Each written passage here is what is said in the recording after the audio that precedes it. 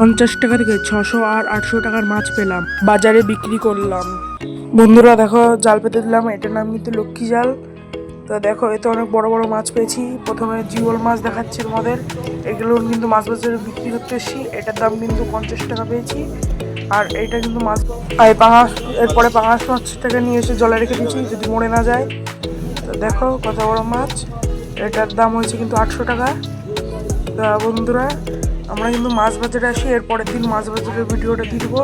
তা এরপরে একটা মাছ রয়েছে, এই মাছটার দাম কিন্তু 600 টাকা হয়েছে। তাহলে তোমরা দেখো। আর এরপরে আমি একটা বাউরের ভিডিও দিয়েছি, তোমরা দেখতে থাকো। দেখো আমাদের বাউরের জল কত বেড়ে গেছে। তো সেই কিন্তু আগে একবার ভিডিওতে দেখিয়েছিলাম, সেই জল আর এই জল কিন্তু একই জল, খালি একটু ডিফারেন্স আছে। এই জলটা বেড়ে গেছে।